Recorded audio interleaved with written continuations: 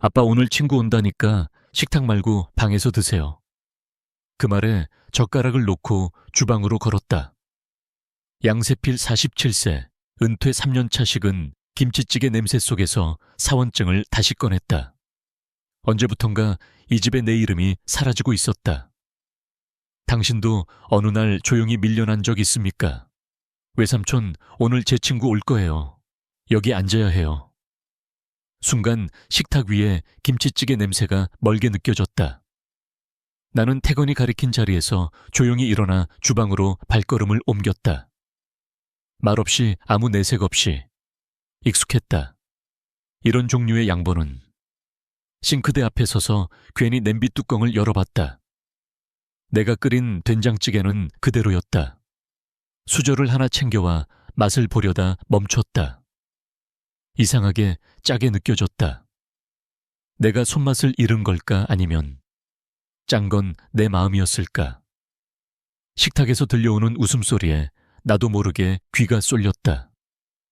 맛있다 이 집 좋다는 아이들 목소리가 이어졌다. 나는 살짝 웃으며 다시 내 방으로 돌아왔다. 문을 닫을 땐 살짝만 소리나지 않도록 조심했다. 괜히 눈치 준다는 소리 듣기 싫어서. 내 방은 집에서 가장 작고 볕이 잘 들지 않는 구석이었다. 하지만 이젠 익숙했다. 좁은 방, 가벼운 이불 벽에 걸린 오래된 달력. 나는 서랍을 열고 낡은 앨범을 꺼냈다. 먼지가 쌓인 표지를 훔쳐내며 조용히 앉았다. 첫 장에는 내가 27이던 해 첫 직장을 다니며 찍은 단체 사진이 있었다. 검은 뿔테 안경을 쓰고 넥타이를 맨 내가 환하게 웃고 있었다. 배경은 오래된 회의실 모두가 긴장한 채 찍은 사진인데 나는 왜 그렇게 편안해 보였을까? 그땐 세상이 내 편이었던 것 같았다. 그 아래에는 퇴직연금 내역서가 꽂혀 있었다. 노란 봉투는 벌써 바랜 듯 했다. 나는 천천히 열어 안에 종이를 꺼냈다. 월급의 일부를 20년 넘게 넣었던 기록들. 나름 성실히 살아왔다는 증거였다. 그러나 이 기록들을 이 집 안에 아는 사람은 아마도 나 하나뿐이리라. 베란다 문을 열어 환기를 시키려다 멈칫했다. 내 공구함이 보이지 않았다. 늘 창가 옆 선반에 있던 것. 낡은 손잡이와 빨간 덮개가 눈에 익은 그것이. 나는 조용히 문을 닫고 다시 자리에 앉았다. 묻지 않기로 했다. 누구에게도. 태건은 언제부턴가 나를 외삼촌이라 부르지도 않았다. 그냥 거기요. 혹은 아무 말 없이 지나쳤다. 누이 혜미는 애들 사춘기라 그래 라며 웃었지만 그 말이 위로가 되진 않았다. 사춘기란 이유로 사람을 투명인간처럼 대하는 게 정당화될 수 있을까? 책상 위에는 내가 쓰다만 편지가 놓여 있었다. 주소도 쓰지 못한 봉투. 나는 그 위에 조용히 손을 얹었다. 그 손은 예전보다 거칠고 마디가 도드라졌다. 예전에는 이 손으로 무엇이든 고칠 수 있을 것 같았다. 전구도 수도꼭지도 가족 간의 소소한 갈등도. 서랍 맨 아래에서 오래된 사원증을 꺼냈다. 반질반질해진 플라스틱 안에 내 얼굴이 담겨 있었다. 양세필, 내부 회계 관리팀. 그 밑엔 미소 지은 내 사진. 나는 사진 속에 나와 눈을 마주쳤다. 그리고 생각했다. 그래, 나도 한때는 누군가의 중심이었다. 문득 식사 소리가 멎고 조용해졌다. 방문을 살짝 열자 식탁을 치우는 소리가 들렸다. 그리고 혜미의 목소리. 세필아, 요즘은 그냥 각자 방에서 먹는 게 낫지 않아. 나는 대답하지 않았다. 다만 문을 닫고 다시 책상 앞에 앉았다. 그리고 아주 천천히 사원증을 봉투 속에 넣었다. 세필아 친구 집에 부르는 거. 우리한테 좀 부담돼. 혜미의 말은 부드러웠지만 그 속에 단단한 선이 있었다. 나는 웃으며 고개를 끄덕였다. 그래, 알았어. 더는 묻지 않았다. 상구가 다녀간 지 몇 시간 지나지 않은 저녁이었다. 낮엔 오랜 친구 상구가 들렀다. 아버지 기일을 맞아 근처에 왔다며 얼굴이라도 보자는 연락이었다. 나는 된장국을 끓여놓고 기다렸고 상구는 전처럼 격이 없이 문을 열고 들어섰다. 반가움이 컸다.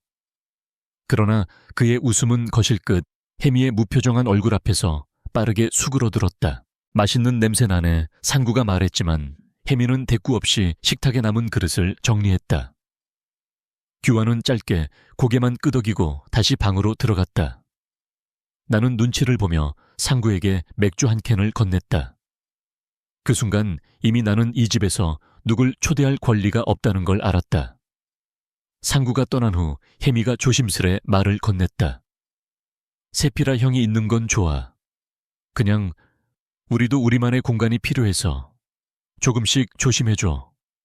조심. 나는 뭐가 그렇게 조심스럽다는 건지 몰랐다. 가족이 조심스러워야 할 대상인가? 속으로 무수한 말이 오갔지만 입 밖으로는 응 알겠어 만 나왔다. 저녁 해가 조금씩 기울고 있었다. 나는 마당 구석 의자에 앉아 맥주 캔을 땄다. 손에 느껴지는 창의가 금세 미지근해졌다. 벌써 여름의 초입이라 그런가. 땀 한 줄기가 목덜미를 타고 내려갔다. 마당에 핀 작고 노란 꽃 한 송이가 보였다. 이름도 모르는 그 꽃은 담벼락 틈에서 피어나 있었다. 물도 제대로 못 받을 텐데 어떻게 저렇게 꼿꼿할 수 있을까? 나는 그 꽃처럼 살고 있는 걸까? 아니면 이미 뽑힌 뒤 잊혀진 화분일까? 캔맥주를 다 비우고 자리에서 일어났다. 밤이 되면 혼자 마당에 나와 앉는 것도 익숙한 일이었다. 집 안보다는 여기서 숨이 편했다. 먼지가 내려앉은 창틀 빈 빨래 건조대, 가끔 날아드는 모기까지도 말없이 나를 받아줬다. 시계를 보니 밤 11시. 슬리퍼를 끌며 조용히 안으로 들어가려는 순간 삐삐삐. 익숙하지 않은 소리가 울렸다. 현관 도어락이 열리지 않았다. 비밀번호를 다시 눌렀다. 또 삐삐삐. 나는 당황했다. 혹시 잘못 눌렀나 싶어 몇 번을 반복했지만 도어락은 냉정하게 나를 외면했다. 결국 초인종을 눌렀다. 몇 분 후 문을 연 건 규환이었다. 아, 형. 비번 바꿨어. 애들이 장난칠까봐. 말 안 했나 그는 무심한 얼굴로 말했다. 지금은 1359예요. 다음부터 그걸로 들어오세요. 그 말을 들으며 나는 웃을까 울까 한참 망설였다. 규환은 이어서 말했다. 형 요즘은 혼자 사는 게 더 자유롭지 않아요. 그 한마디가 머릿속에 둔탁하게 박혔다. 나는 대답하지 않았다. 방에 들어와 불을 켜고 책상 서랍에서 오래된 노트를 꺼냈다. 펜을 들고 첫 줄에 조용히 적었다. 다음 주부터 밖에서 사람을 만나자. 내 방에선 작지만 분명한 결정들이 시작되고 있었다. 야, 너 요즘 너무 없어졌더라. 신봉철의 말에 나는 젓가락을 멈췄다. 뜨거운 칼국수에서 김이 피어올랐다. 국수 한 가닥이 숟가락 위에서 미끄러지며 테이블 위에 떨어졌다.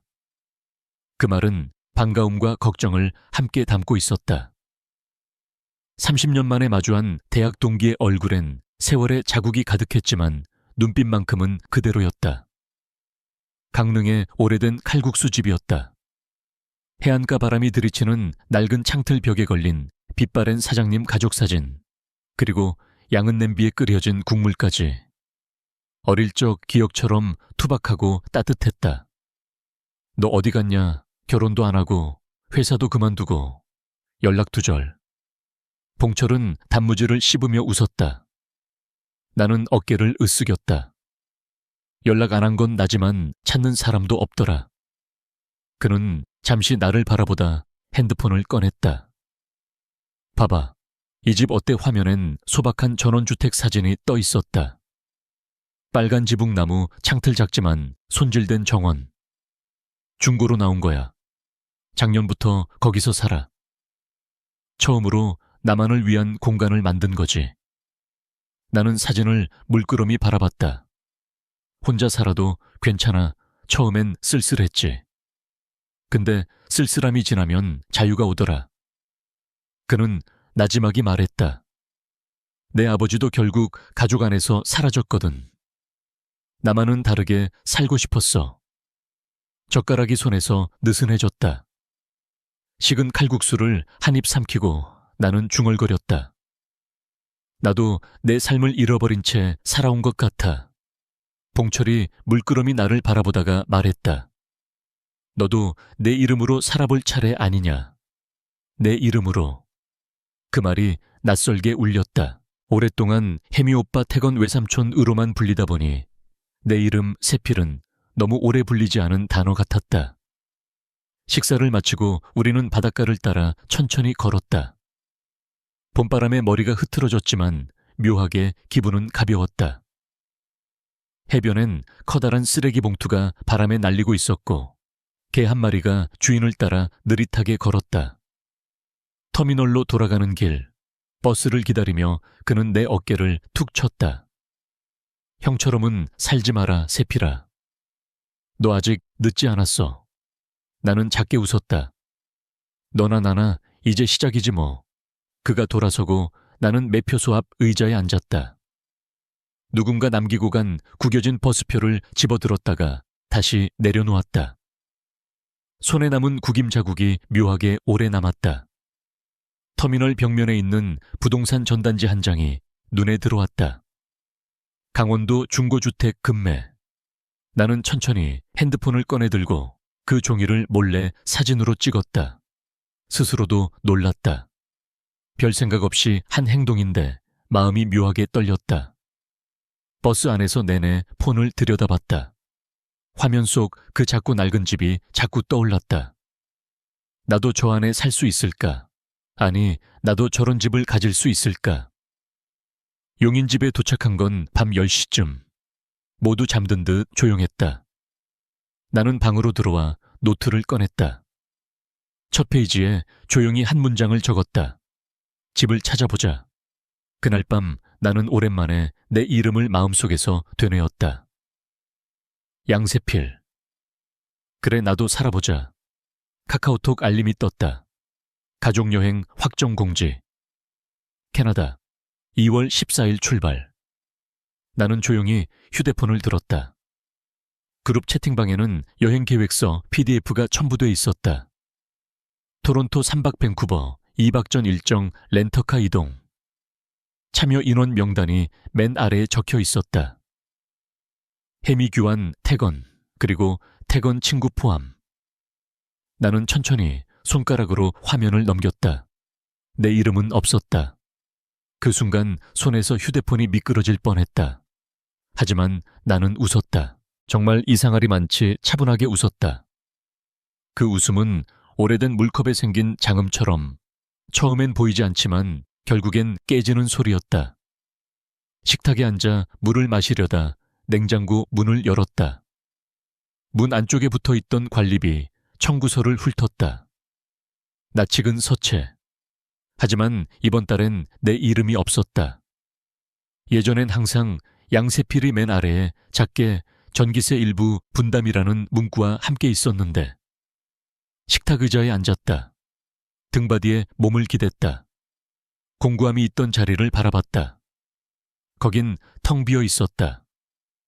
뭔가 빠져나간 자리는 먼지가 쌓이기 마련이다. 나는 조용히 베란다 쪽 문을 열었다. 창고에 무심히 쌓인 짐들 사이 내 공구함이 있었다. 뚜껑은 닫혀 있었지만 열어보지 않아도 알 수 있었다. 그것은 자리 없음의 상징이었다. 나는 거실로 돌아와 노트북을 켰다.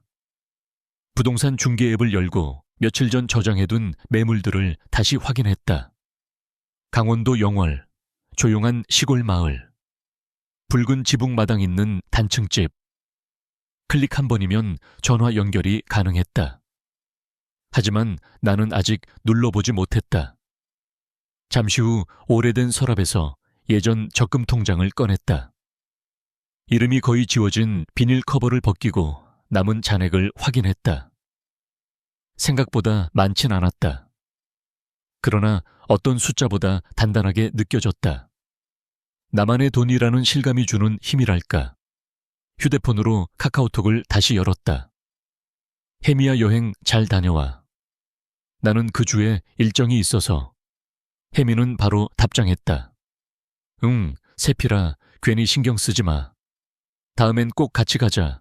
나는 이모티콘 하나 없이 응만 보냈다. 채팅방에선 더 이상 알림이 울리지 않았다. 태건은 아예 읽지도 않았다. 이젠 놀랍지도 않았다. 컴퓨터 앞에 다시 앉았다. 마우스를 움직였다. 중개인 전화번호가 떴다. 손가락이 머뭇거리다 전화 버튼을 눌렀다. 네, 안녕하세요. 영월 쪽 조용한 집 하나 보고 싶습니다. 내 목소리가 내 귀에 낯설게 들렸다. 마치 다른 사람의 결정처럼 또렷하고 단호했다. 전화를 끊고 프린터에 남은 용지를 확인했다. 등기부등본. 오전에 신청해 출력해둔 것이었다. 한 장짜리 종이였지만 내게는 새로운 시작의 문서 같았다. 책상 위에 그것을 펴놓고 조용히 손을 얹었다. 문 밖에선 아무 소리도 나지 않았다. 집은 평온했고 나는 그 속에서 아주 천천히 자신을 회수하고 있었다. 이 집 내가 산 거야. 말이 떨어지자마자 방 안의 공기가 달라졌다. 식탁 위에 올려진 김치찌개는 더 이상 김을 내뿜지 않았고 젓가락을 들던 규환의 손이 멈췄다. 태건은 고개를 숙인 채 휴대폰 화면에서 시선을 떼지 않았다. 그 가운데서 나만이 천천히 손을 움직였다. 등기부등본 계약서, 사본 공과금 이체 내역서를 하나씩 꺼내어 식탁 위에 놓았다. 종이들이 닿을 때마다 찰칵 소리가 유난히 크게 들렸다. 어젯밤 프린터에서 뽑아낸 이 서류들은 내 말보다 훨씬 더 설득력 있었다. 강원도 영월. 작지만 마당 있는 집이야. 이름은 내 이름으로 돼 있고 장음도 오늘 다 치렀어. 공과금 이전 신고까지 마쳤어. 규환이 어색한 미소를 지었다. 형, 그럴 필요까지는. 너무 급하게 생각한 건 아니고 나는 그의 말을 끊었다. 그건 필요가 아니라 결심이야. 내 목소리는 크지 않았지만 그 어떤 순간보다 단단했다. 그 순간 아무도 반박하지 못했다. 아니, 하지 않았다. 혜미가 조심스레 입을 열었다. 오빠, 나 사실 미안했어. 요즘 계속 마음이 걸렸는데 어떻게 말을 꺼내야 할지 몰랐어. 그녀의 눈가가 붉어졌다. 내가 기억하는 어릴 적 그 누이의 얼굴이었다. 언제나 먼저 웃고, 먼저 챙기고, 먼저 울던 혜미. 하지만 지금의 나는 더 이상 어릴 적 오빠로 머물 순 없었다. 나는 조용히 고개를 저었다. 미안은 이미 지나갔어. 이제는 말보다 행동이 필요한 시기야. 침묵이 다시 식탁을 덮었다. 나는 자리에서 일어나 방으로 들어갔다. 현관 옆에 놓여있는 캐리어를 바라봤다. 검정색 바퀴 달린 중형 가방. 한때 출장용이었지만 이제는 새로운 시작의 상징이 되었다. 그 안에는 양말 10켤레 셔츠, 5벌 스웨터, 2개 면도기, 그리고 오래된 사원증이 담겨 있었다. 나는 가방 손잡이를 들어 올렸다가 다시 내려놓았다. 내일 이 시간 나는 여기에 없을 것이다. 그리고 그건 누가 나를 내몰아서가 아니라 내가 스스로 떠나기로 선택했기 때문이었다. 식탁 위엔 여전히 그릇이 남아 있었다. 김 빠진 찌개의 표면엔 얇은 기름막이 떠 있었고 젓가락은 끝내 들리지 않았다. 가족이라는 이름으로 묶였지만 그 어떤 말보다 묵직했던 건 오늘 내가 펼쳐놓은 증거들이었다. 누군가를 떠난다는 건 쉬운 일이 아니었다. 하지만 더 어려운 건 나 자신을 향해 다시 한 걸음 내딛는 용기였다. 현관문을 닫았다. 딸깍 소리 하나로 6년의 시간이 마무리됐다. 아무도 배웅하지 않았다. 배웅할 말도 표정도 다들 준비되어 있지 않았다. 대신 새벽의 공기가 내 등을 조용히 쓸어주었다. 이삿짐은 많지 않았다. 오래된 공구함, 작은 여행용 캐리어책, 몇 권 옷 몇 벌. 거실 구석에 두었던 식물은 어젯밤 퇴근방 앞에 조용히 놓아두었다. 그 아이가 키울진 모르겠지만 적어도 나는 그렇게 믿고 싶었다. 집을 나서기 전 퇴근의 방문이 반쯤 열려 있었다. 불은 꺼져 있었고 안에서는 아무 소리도 들리지 않았다. 문틈 사이로 가구의 실루엣이 어른거렸지만 나는 더 이상 다가가지 않았다. 이제는 기다리는 마음을 내려놓을 시간이었다. 트럭은 골목길을 조용히 비집고 들어왔다. 기사님은 말이 적은 사람이었다. 나보다 더 말이 없는 사람이 있다는 것이 조금 위로가 되기도 했다. 짐을 싣는데 15분도 걸리지 않았다. 무거운 가전도 큰 가구도 없었기에 손쉬웠다. 내 삶이 이렇게 가벼웠나 싶다가도 그래 가벼우니까 다시 걸을 수 있는 거지 라고 생각을 바꿨다. 가로등 아래에 서서 집 쪽을 바라봤다. 커튼은 모두 닫혀 있었다. 창틀에 살짝 쌓인 먼지와 유리창에 맺힌 새벽비. 이 집은 이미 나를 보내고 있었던 것인지도 모른다. 트럭 문이 닫히는 소리, 출발 신호. 그 순간 위층에서 작은 소리가 들렸다. 고개를 들자 2층 창문이 열려 있었다. 태건이었다. 잠에서 막 깬 얼굴이었다. 둘 다 말은 없었다. 나는 조용히 고개를 끄덕였고 그는 아주 작게 눈으로 대답했다. 그것이면 충분했다. 무언가가 지나갔다. 미안함일 수도 있고 인사일 수도 있고 혹은 그냥 알겠어일 수도. 트럭에 올라탔다. 기사님이 조심스레 물었다. 강원도까지 3시간쯤 됩니다. 중간에 커피라도. 나는 웃었다. 괜찮습니다. 그냥 조용히 가요. 도로는 비에 젖어 미끄러웠지만 트럭은 묵묵히 달렸다. 차창 밖 풍경이 천천히 흐르다가 멈췄다가 다시 흐르기를 반복했다.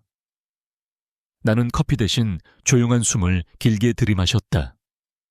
영월에 도착한 건 오전 8시쯤. 비는 그쳤고 구름 사이로 햇살이 스며들고 있었다. 새로 산 집은 작은 골목 끝 나무 울타리 안에 있었다. 트럭이 멈추고 나는 천천히 내려 문 앞에 섰다. 현관에 작은 간판이 달려 있었다. 새필찻집 나무결을 그대로 살림판 위에 송글씨처럼 적혀 있었다. 나는 주머니에서 열쇠를 꺼내 들었다. 그 열쇠는 용인집에서 마지막으로 받은 것이었다. 작고 반짝이는 금속 조각. 나는 그것을 조용히 문턱 아래에 내려놓았다. 돌아서서 새 열쇠로 새 문을 열었다. 바람이 실내로 들어왔다. 비어있던 나의 이름이 드디어 공간을 가졌다. 이향. 엄마 김치찌개 같다. 옆집 박씨 할머니가 국재 담긴 국물을 보며 말했다. 나는 웃으며 국자를 다시 솥 속에 넣었다. 솥단지에 김치찌개가 보글보글 끓고 있었다. 여름 햇살은 따가웠지만 마당 한쪽 나무 그늘 아래선 바람이 부드럽게 살결을 스쳤다. 나무 의자에 앉아 냄새만으로도 배가 불러오는 기분이었다. 아침 일찍 시장에 다녀왔다. 두부파 묵은지, 돼지고기 몇 점. 주인 아주머니가 말했다. 새로 이사 오신 분이세요. 목소리가 조용해서 몰랐네요. 나는 처음으로 그곳에서 말했다. 네, 여기 살아요. 세필입니다. 그 한마디가 입에서 나오는데 시간이 꽤 걸렸다. 여기 살아요라는 말. 이전까지는 임시 거주 같았던 내가 이제는 주소를 갖고 있었다. 점심 무렵 봉철이 도착했다. 차에서 내리자마자 팔을 벌렸다. 야, 네가 여기 이렇게 있으니 참 다행이다. 그는 내 손에 들린 앞치마를 보고 한참 웃었다. 넌 진짜 찻집 사장님이 됐구나. 나는 찻집이라기보다 그냥 동네 쉼터에 가깝다고 설명했지만 봉철은 고개를 저었다. 그게 더 좋은 거지. 간판보다 사람이야. 우리는 마당에 놓인 나무 의자에 나란히 앉았다. 찻잔에는 따뜻한 둥글레차. 잔 표면에 햇살이 비쳐 물결이 반짝였다. 그때 옆집 아이가 담장 사이로 얼굴을 내밀었다. 할아버지, 저도 여기 와도 돼요. 나는 살짝 놀랐지만 곧 미소 지으며 고개를 끄덕였다. 박씨 할머니가 뒤따라왔다. 애가 요즘 혼자 노는 걸 싫어해서요. 괜찮으시면 잠깐. 나는 대답 대신 김치찌개 국자를 들었다. 같이 먹어요. 매운 건 뺄게요. 모기장에 작은 구멍이 뚫려 있었지만 바람이 잘 통해서 좋았다. 반찬 접시는 제각각이었지만 색감은 오히려 정겨웠다. 누군가는 이 장면을 초라하다고 볼지도 모르겠지만 나에겐 그것이 온기였다. 밤이 되어 마당은 조용해졌다. 봉철은 돌아가며 다음엔 우리 아내도 데려올게라 말했다. 나는 작은 방에 들어가 블로그를 열었다. 첫 글의 제목은 오래 고민하지 않았다. 나는 이제 나로 산다. 타이핑을 마친 후 나는 손가락으로 게시 버튼을 눌렀다. 컴퓨터 화면에 조용히 글이 떠올랐다. 그 순간 창밖에서 매미 한 마리가 울기 시작했다. 형처럼 살고 싶어요. 봉철이 그렇게 말했다. 나는 찻잔을 내려놓고 천천히 웃었다. 찻잔에는 따뜻한 우엉차가 담겨 있었다. 늦가을 오후 새필찻집의 뒷방. 테이블 위엔 오늘 모임을 위한 다과가 가지런히 놓여 있었고 각자 이름이 적힌 작은 명찰이 앞에 세워져 있었다. 남휴회, 난슈후이. 블로그에 올린 작은 공지에서 시작된 모임이었다. 중년 남성들의 쉼터. 의외로 반응이 있었고 오늘은 첫 번째 만남이었다. 세 사람. 그 누구도 크고 화려하진 않았다. 첫 번째는 윤기현 씨, 전직 은행원. 두 번째는 김정묵 씨, 퇴직한 중학교 교사. 세 번째는 조민호 씨, 한때 자영업을 하다 건강을 잃고 회복 중. 처음엔 어색했다. 누구도 먼저 입을 열지 않았고 찻잔에 손만 얹었다. 손가락엔 미세한 떨림이 있었다. 내가 준비한 감자전과 배즙은 거의 손대지 않은 채 남아있었다. 사람이. 내가 입을 열었다. 사람이 혼자라는 건 잘못이 아니에요. 다만 그걸 말할 데가 없을 뿐이죠. 내 말에 봉철이 고개를 끄덕였고 민호 씨가 조심스럽게 입을 열었다. 저도요. 누구에게도 말 못했어요. 지금도 잘 모르겠어요. 내가 괜찮은 사람인지. 그 말에 정묵 씨가 조용히 덧붙였다. 사람들 앞에선 괜찮은 척해야 하니까요. 사실 많이 무너졌었어요. 기현 씨는 한참을 침묵하다 입을 열었다. 은행 퇴직 후 하루 종일 아무한테도 전화 안 오는 날이 많았어요. 내 이름이 세상에서 사라진 느낌. 그게 제일 힘들더라고요. 나는 고개를 숙였다. 저도 그랬어요. 어떤 날은 냉장고 속에 내 반찬이 없다는 걸로 울컥하기도 했죠. 모두가 조용히 웃었다. 작은 방 안에 서늘한 바람이 스며들었지만 그 조용한 공감은 뜨거웠다. 그 순간 블로그에 달린 한 댓글이 떠올랐다. 저도 혼자입니다. 꼭 한번 만나 뵙고 싶어요. 그 이름 모를 누군가가 지금 이 자리에 있진 않지만 어쩌면 언젠가 오게 될 그날을 위해 우리는 지금 여기에 존재해야 했다. 마무리할 시간. 나는 조심스럽게 말했다. 우리는 단지 혼자일 뿐 쓸모없는 게 아니에요. 이 방에 함께 있다는 것만으로도 이미 충분한 증거 아닐까요? 누군가의 눈시울이 붉어졌다. 말없이 조심스럽게 고개를 끄덕였다.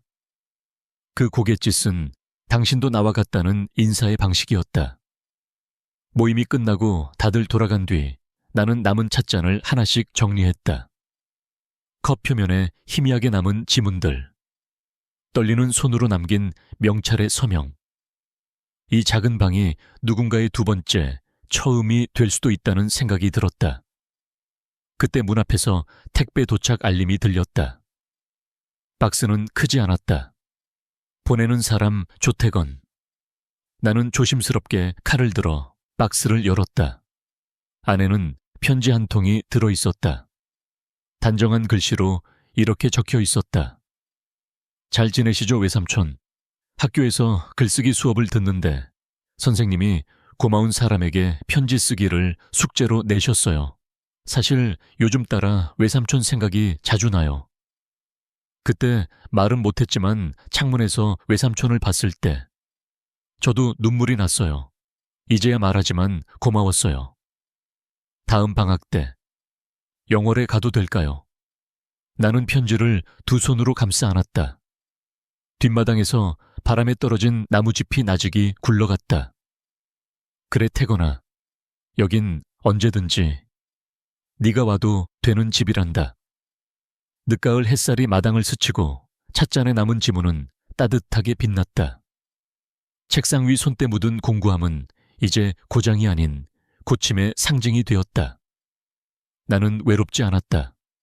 혼자였을 뿐 쓸모없는 존재는 아니었다는 걸 늦게나마 배웠다. 삶이 내게서 많은 걸 빼앗은 줄 알았지만 사실은 나를 다시 만나게 해준 시간이었다.